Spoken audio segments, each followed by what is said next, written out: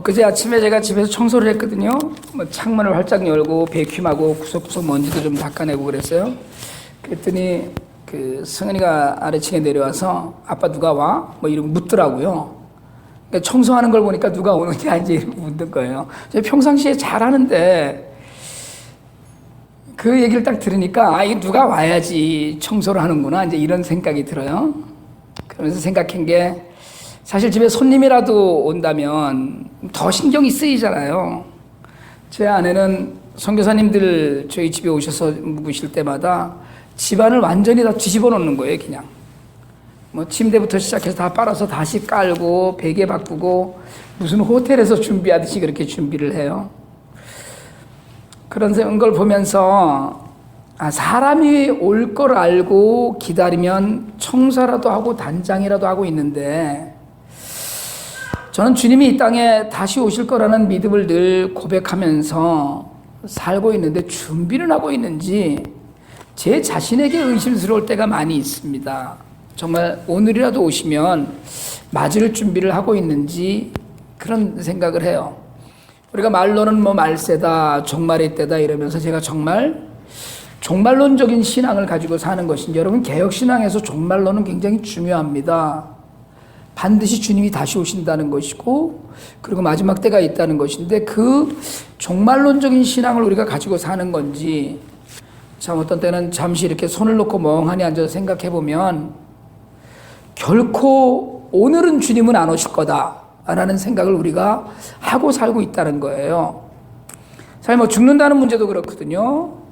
언제 죽을지 모르는데 나는 결코 죽지 않을 것처럼 그렇게 하고 살아요.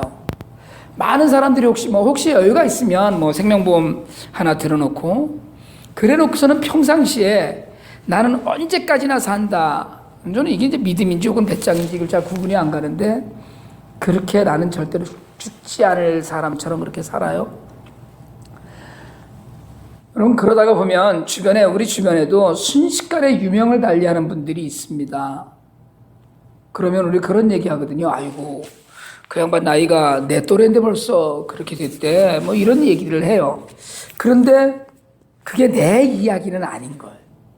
내 이야기는 아닌 것처럼 생각을 해요. 그러니까 믿음은 우리에게 주님이 언제 오실지 모르니까 늘 종말의 때를 사는 신앙인으로 살라고 이야기합니다. 그래서 예수님이 얘기하시잖아요. 등잔에 기름을 준비한 5 처녀처럼 늘 불밝힌 신앙으로 살라고 말씀을 하셔요. 근데 우리는 믿음이 있다고 하면서 말씀대로 살지는 않습니다. 그냥 내 주관, 내 경험이 바탕이 되고요. 거기에 내 품성하고 내 판단이 사실은 말씀을 많이 가로막고 있어요. 그 신앙생활도 그렇게 해요. 내 기준대로만 그냥 합니다. 사실은. 그러니까 주님 곧 오실 텐데 하는 것은 그냥 늘 듣던 이야기라서 별 자극도 안 되고 신앙생활에 별로 도움도 안 돼요. 저 역시 믿기는 해요. 믿는데 믿는 마음으로 또 고백하는 입술 다 있죠. 그리고 행하는 손발이 다 다르게 움직일 때가 많다는 거예요. 여러분 우리가 하나님의 조건 없는 은혜를 받았다고 하거든요. 저는 사실은 제가 받은 데서 그걸 넘어서 그냥 받은 걸로만 끝나는 게 아니고 그걸 한 단계 넘어서 주고 나누는 일이 있어야 되는데 여러분 우리는 은혜를 거저 받았다 이렇게 얘기를 하고 나누는 일에는 조건이 너무 많아요.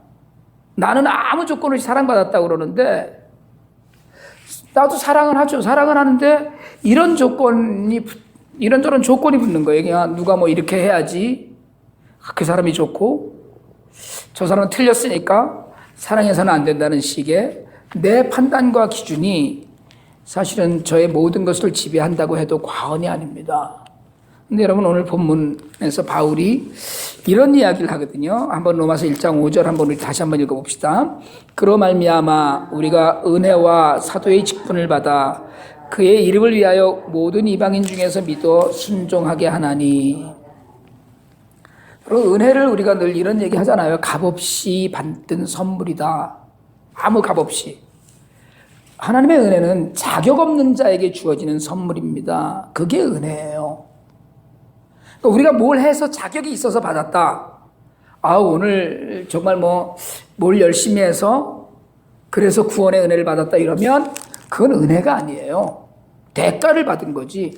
페이 받은 거죠, 그냥. 그런데 사실은 우리가 은혜를 받았다고 하는 건 벌 받아야 마땅한데, 야단 맞아야 마땅한데 선물을 받은 거예요. 예수님 때문에. 예수님으로부터 은혜를 받았거든요. 여러분, 선물 받으면 좋잖아요. 요새 한국에서는 김영란법이라는 것이 화제더라고요. 누구랑 밥 먹을 때는 3만 원짜리 이상 먹으면 안 된다. 그러니까 이제 얻어먹을 때죠. 얻어먹을 때. 또 선물은 5만 원 이상 받으면 안 되고, 무슨 경조사에서 부조는 10만 원이 한계다. 그래서 3, 50 이렇게 얘기를 했는데, 이게 무슨 너무 박하다. 이렇게 하면 경제도 무너진다. 이래서 야단인 모양이에요. 여러분, 제가 한국에 나가서 밥 많이 먹고 다녔는데요. 3만 원짜리 많지 않습니다. 솔직하게 말씀드리자면 6천 원짜리 많고요. 7천 원이면 배부르게 잘 먹습니다. 근데 공무원이, 선생님이, 무슨 기자가, 특별히 국회의원이 3만 원 이하의 음식을 먹으면 품위가 떨어진다는 발상부터가 저는 굉장히 저급한 수준이라고 생각을 해요. 그럼 선물이라는 게 거저 주는 거거든요. 그런데 그 안에 이런저런 의미가 담겨 있어요. 근데 그게 뭘 좀 잘 봐달라고 하는 뇌물성의 의미를 가지면, 누군가에게 서로 주고받는 것에 뇌물성의 의미를 가지면 그게 사회 구조와 경제 구조를 왜곡시킬 염려가 있습니다. 지금 한국 사회가 그런 왜곡된 구조를 가지고 있다는 거예요. 미국에서 아이들 키우다 보니까 학년이 끝나면 선생님들한테 선물해요. 그래서 제가 가난하게 살아서인지 모르지만 대개 한 20불 안팎짜리 선물을 하면 그걸로 좋게 해요. 그 안에 그냥 따뜻함이 있어요. 고맙다고 선물하고, 잘한다고 선물하고, 어디 다녀왔다고 인사하고, 그냥 그게 선물이잖아요. 기분 좋고 고맙고 관계가 서로 돈독해지고, 그리고 그 안에서 비싸고 싸고를 떠나서 정성이 마음으로 전해지는 건데, 여러분, 사람들 사이에 선물은 아는 사람끼리 따뜻함으로 주고받는데 모르는 사람끼리는 뭘로 주고받아요? 뇌물로 주고받거든요. 더군다나 여러분, 원수한테는 선물 안 합니다. 원수한테 무슨 정성을 담아서 선물하겠어요? 원수한테 무슨 세트로 된 선물? 그건 뇌물이거든요. 예수님 사실은 원수를 사랑하라고 하셨는데, 그래도 무슨 원수한테 백화점에 가서 정성을 담은 선물 사서 보낸다는 건 좋은 뜻을 가지고 하는 경우는 거의 없어요. 물론 화해하려고 하는 경우를 제외하고는 그렇죠. 근데 오늘 본문에서 이야기하는 은혜라고 하는 하나님의 선물은 자격이 없는 사람에게 아무 대가 없이 주어진 것이다 라는 것 때문에 은혜라는 이름을 붙입니다. 그게 그래서 은혜예요. 근데 바울이 여기서 은혜로 끝나지 않고 한 걸음 더 나가요. 은혜로 구원받은 것이 아니라 은혜와 사도의 직분을 받았다고 이야기합니다. 그러니까 이걸 다시 해석하면 은혜로 사도의 직분을 받은 거예요. 네, 여러분, 여기서 우리가 꼭 하나 기억해야 할 것은 2주 전에 우리가 처음 로마서 이야기할 때도 말씀을 드렸지만, 사도는 여러분 직분이 아니에요. 높은 게 아닙니다. 심부름꾼이에요. 이게 무슨 벼슬이 아니에요, 사실은. 근데 바울은 알았어요. 이것만큼 힘들고 목숨 걸고 하는 일 없거든요. 근데 은혜로 그 직분을 받았다고 얘기해요. 여러분, 오늘날이요, 저는 목사니까 은혜로 이 직분을 받은 겁니까? 그럼 여러분은요? 여러분, 오늘 이 이야기를 하면서 이 본문을 우리에게 적용할 수 있어야 됩니다. 이걸 다시 해석하면 그로 말미암아 우리가 은혜로 직장을 다녀서, 이렇게 해석이 돼야 돼요. 예수님 때문에 우리가 은혜로 이 가정을 이루게 되어서로 시작이 돼야 돼요. 예수님 때문에 내가 은혜로 이 일을 해서, 그러니까 우리 모두가 처한 환경과 직업, 가정이 다 은혜로 맡은 직분이라는 적용이 가능해져야 합니다. 오늘 여러분, 어떤 일을 하시거나 학교를 다니거나 어떤 그 형편에 있든지 간에 여러분, 그것이 예수님의 은혜로 말미암아서 우리에게 주어진 자리이고 그것이 쓰임받을 일이 있다라는 거예요. 그러니까 여러분, 예수님 때문에 우리가 은혜로 구원받고 우리는 지금 무슨 일을 하고 있든지 은혜 안에 있는 거라는 거거든요. 여러분, 사실은 불평할 수 있어요. 아, 내가 꼭 이런 일을 해야 되나?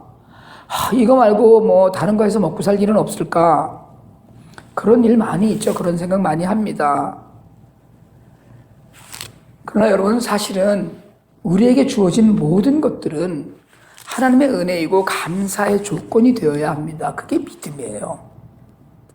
은혜로 구원만 받은 것이 아니고요. 구원받은 이후에 우리 모두는 예수님의 이름을 위해서 사는 사람이어야 합니다.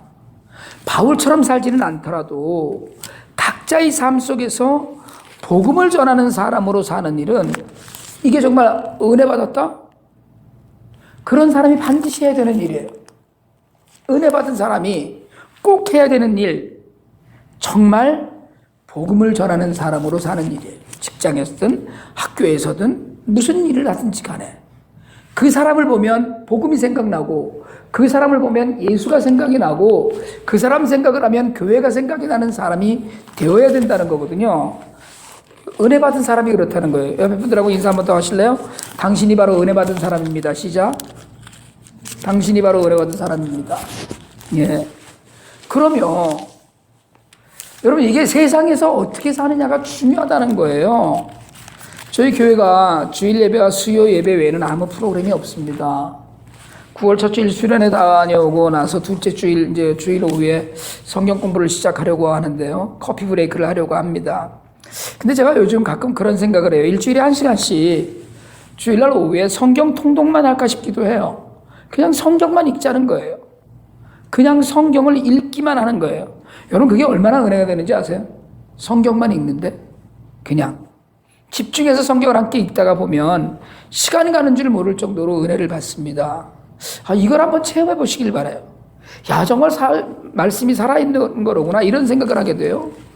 사실 우리 교회가 교회로 이야기하자면 모이는 시간이 너무 적기도 합니다. 무슨 새벽 예배에, 금요철에, 무슨 뭐 화요 성경 공부에, 저도 전에 목회 때니 다 했거든요. 무슨 뭐 이런저런 모임과 예배가 있고 무슨 부서 모임 따로따로 다 있고 이런저런 프로그램도 있어야 한다고 합니다. 하지만 여러분, 제가 생각하기를 교회에 모이는 시간이 많으면 안 된다는 거예요. 가능한 한 흩어져서 세상에 살면서 세상의 변화를 주어야지, 매일 믿는 사람들끼리 끼리끼리 그렇게 모여서 살면 언제 세상에 영향을 미치겠어요.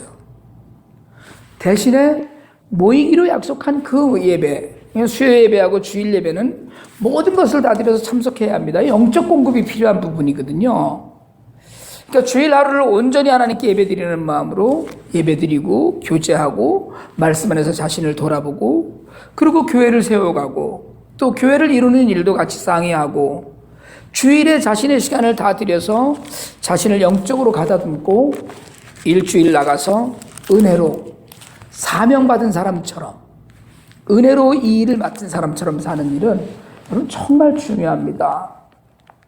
우리가 이렇게 별로 모이지도 않고 뭐 프로그램도 없는 것이, 사실은 저는 처음부터 이런 교회를 하고 싶었어요. 나가서 그렇게 사는 교회, 나가서 말씀대로 사는 교인. 그러려면 여러분, 이게 훨씬 더 어렵습니다. 그러려면 은혜가 늘 지속돼야 돼요. 근데 은혜가 늘 지속되려면 사실은 매일 말씀 묵상이 있어야 돼요. 매일 말씀을 듣는 그런 삶을 살지 않으면 여러분, 밖에 나가서 사는 일에 자신의 은혜로, 하나님께로부터 받은 은혜, 하나님의 능력으로 모든 것을 감당하기가 굉장히 어렵습니다, 사실은. 그리고 모일 때 집중해야 돼요. 그러니까 정말 매일의 삶이, 사실은 밖에 나가서 삶이 내가 성전이고 내가 교회다, 이렇게 돼야 되거든요. 그러니까 교회 안에 모이는 시간에는 서로 잘 섬기고 나가서는 더 잘 섬기는 성도가 바로 오늘 5절에 은혜를 받아 성도가 됐고, 그 은혜 받은 것 때문에 예수님의 이름을 위해서 나가는 사람, 바로 우리가 그런 사람이라는 얘기예요. 여러분, 은혜를 받아서 이 땅에 살면서 목사가 아니라, 장로가 아니라, 집사가 아니라 세상을 변화시키는 하나님의 사람, 직장에서, 가정에서, 학교에서 어느 곳에서든지 그 이름을 위해 사는 사람이 은혜 받은 사람이에요. 은혜 받았다면 예수님의 이름을 위해 심부름꾼이 될 수 있어야 되거든요. 구원의 확신이 있다는데 은혜 받은 사람하고는 전혀 다른 거예요. 여러분, 은혜 받으면 함부로 살지 않습니다. 은혜 받으면 행동하게 돼요. 너무 좋아서 자랑하고 싶어져요. 그리고 은혜 받으면 달라집니다. 희생하는 삶을 몸으로 보여주어야 되고요. 달라져요. 어느 교회 성질이 정말로 시쳇말로 성질이 더러워서 누가 건드리기도 싫은, 말 붙이기도 싫은 자매가 있었어요. 만나면 싸우자고 덤벼들고 말꼬리 붙잡고 피곤해하게 하고 차원 아무튼 모든 교우들의 기도 제목인 자매가 있었습니다. 아, 주여 변화시켜 주시옵소서. 그게 그 교회 목사님의 간절한 기도 제목이었어요. 이 자매가 대학을 졸업하고 재수 3수를 하더니 어느 날 정말 자신이 그렇게 간절히 원하던 직장에 갔어요. 딱 붙어버린 거예요. 아주 딱. 그리고 그 주일날 교회에서 예배를 드리고 친교 시간에 친교실에 이 자매가 앉아있는데 어떤 학생이 지나가다가 그 자매의 치마에다가 커피를 쏟았어요. 온 교우가 다 긴장했어요. 오늘 친교실 뒤집어졌구나 이제. 커피 쏟은 학생이 불쌍해갖고요. 아유 저놈 어떡하냐 이제. 그 학생한테도 막 이 성도들이 화가 났어요. 근데 여러분, 그 자매가 그렇게 성질이 못됐던 자매가 모두들이 긴장하는데 살살 웃으면서 치마를 냅킨으로 닦으면서 그러는 거예요. 괜찮아. 왜요? 은혜 받았어. 원하는 직장에 덜컥 붙었다니까. 잔치하고 싶은 거예요. 누구한테든지 웃으면서 이걸 자랑하고 싶을 정도로 은혜를 받은 거거든요. 여러분, 은혜 받으면 사람들이 해하고 웃습니다. 은혜 받으면 마음이 풀어지고 나누어주고 싶고 웃어주고 싶고 모르는 사람이라도 붙들고 자랑하고 싶은 거예요. 이렇게 좋은 일이 있었다고. 예수님을 통해서 구원의 은혜를 받은 사람은 달라진 거예요. 변화되는 거예요. 사울이 바울이 되고 예수 믿는 사람들을 붙잡으러 돌아다니다가 예수를 전하는 일에 목숨을 걸고 마침내 순교하는 것처럼 여러분, 예수를 제대로 만났고 은혜를 받았다면 달라져야 합니다. 그래서 바울이 오늘 믿어서 순종하게 한다고 이야기를 해요. 오늘 믿어 순종하게 한다는 말은 사실은 번역을 믿음의 순종이다 이렇게 번역해요. 그러니까 간단하게 얘기하면 은혜 받아서 하나님 나라를 위해서 사도가 됐는데 왜냐하면 모든 민족이 예수를 믿고 순종하게 하려는 것이라는 거예요. 그런데 내게는 은혜와 믿음과 순종이 같이 가요. 그리고 순종은 여러분 행동이에요. 순종은 말이 아닙니다. 순종은 생각이 아니에요. 믿음을 가진 사람은 순종하게 되어 있고 순종은 행동하는 거예요. 몸으로 하는 거예요. 여러분, 우리가 섬긴다고 그러거든요. 섬김은 입으로 하는 게 아닙니다. 섬기는 건 손과 발로 하는 거예요. 섬기는 건 자신이 가진 모든 것을 역동적으로 하는 거거든요. 순종이 그런 거예요. 여러분, 믿는다고 하면서 나한테 당신을 믿어요 그러면서 절대 안 따라가면 믿는 거 아니잖아요. 얘가 저를 믿어요. 제가 이야기하죠. 야, 이번에 IT 갈 때 비행기 타고 갈 거야. 정말 비행기 타요? 에이, 거짓말. 비행기 탄다니까? 그럼 보여주세요. 뭘 보여줘? 슬슬 짜증나거든요, 이제. 정말 비행기 타요? 못 믿겠는데? 계속 이러면 어떻게 해야 돼요? 맞아야지 뭐. 이건 맞아야 되는 거예요. 오늘 바울이 이야기하는 믿음의 순종은 은혜 받은 사람의 특징이거든요. 여러분, 순종 없이 믿음은 불가능합니다. 저는 믿음이 있습니다. 순종하지 않은 믿음은 있는 게 아니에요. 순종하는 곳에 믿음이 있고요. 순종은 믿음의 표식입니다. 저 사람 믿는 사람이야 그러면 그 사람은 순종하는 사람이야. 그런데 순종이 어떻게 행동을 했냐. 아까 제가 주일학교 말씀 그렇게 드렸지만 내 능력이나 내 생각으로 하는 게 순종이 아니에요. 그건 성령과 전혀 관계없는 일입니다. 여러분, 성령과 관계없는 일도 성공합니다. 세상적인 가치로는 성공해요.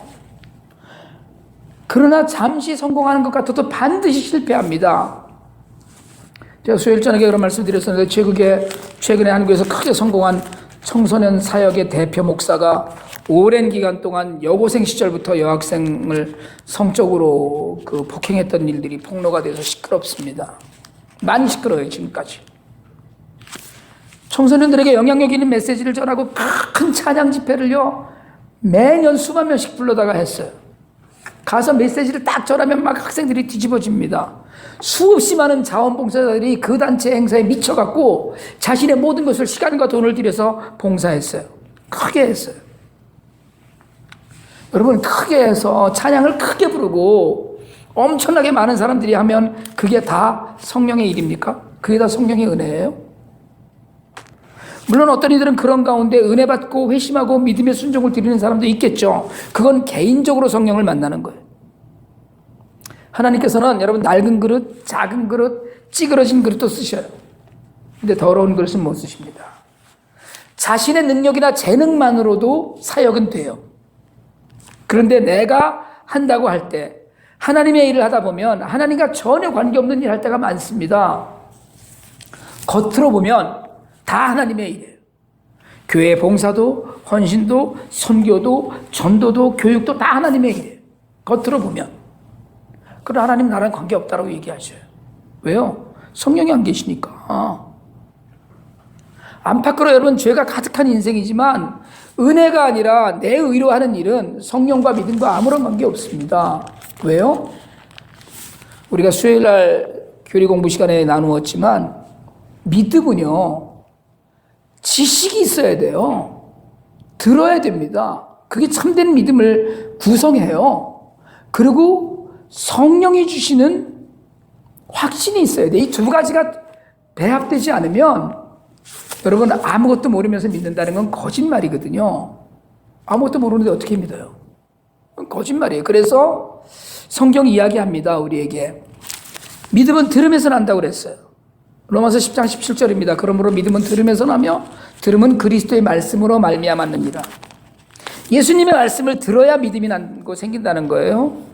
참된 믿음은 진리에 대한 지식, 하나님 말씀이라는 지식, 이게 있어야 된다는 거예요. 그리고 성령이 주시는 확신이 있어야 되는 거거든요. 여러분, 우리가 많이 아는 것 같지만 듣고 또 듣고 듣고 또 듣고 외우고 공부하고 그래야 되는 거예요. 여러분, 우리 모두는 은혜 받은 사람입니다. 분명히 우리 모두는 예수를 믿는다고 이 자리에 모여서 예배드리고 있거든요. 그러면 이제 제대로 알고 믿어야 되고요, 하나님의 말씀을 들어야 돼요. 순종은 듣는 게 먼저예요. 듣지 않고 방향도 정해지지 않았는데 내가 먼저 나서서 그냥 내가 안다, 이거는 하나님 말씀 안 하셔도 됩니다. 아유, 하나님 입 아프게 뭘 말씀하세요. 제가 다 알아서 합니다. 이거는 순종 아니에요. 이거는 그냥 자기 일이지. 여러분, 우리가 예수 그리스도를 믿거든요. 그분이 우리를 위해서 십자가를 지신 걸 우리가 믿습니다. 우리가 그래서 구원받아서 하나님 나라의 백성이 되는 것을 우리가 믿어요. 하나님만 바라보고 하나님만 의지하고 그 말씀을 듣는 순종하는 모습이 아니면 여러분, 우리 삶은 사실은 하나님과 관계없는 삶을 살게 될 수도 있어요. 말씀을 듣지도 않고 따라서 그 말씀에 복종하지도 않으면서 예수님을 구세주로 받아들일 수 있다고 하는 건 틀린 이야기입니다. 여러분, 오늘 우리 모두는 은혜 받은 사람인 줄 믿습니다. 우리가 마지막 때라고 그래요. 그러나 언제 주님이 오시더라도 당당하고 기쁨으로 만날 수 있는 삶이 되길 바랍니다. 여러분들 믿음으로 순종하고 우리가 살고 있는 삶의 현장에서 예수 그리스도를 드러내서 정말 모든 민족, 모든 나라, 모든 이방인들이 우리 삶에 허락되어진 은혜, 우리 삶이 드러내 보이는 믿음의 순종의 본을 보면서 살고 모든 사람들에게 우리가 영향을 미쳐서 저 사람 보니까 정말 예수 믿는 사람이네, 저 사람이 믿는 예수 나도 믿고 싶네 하는 이야기가 우리에게 증거가 되길 원합니다. 정말 하나님 나라를 세워가는데 우리가 이 땅에서 순종하는 모습으로 크게 쓰임받게 되기를 주님의 이름으로 축원합니다.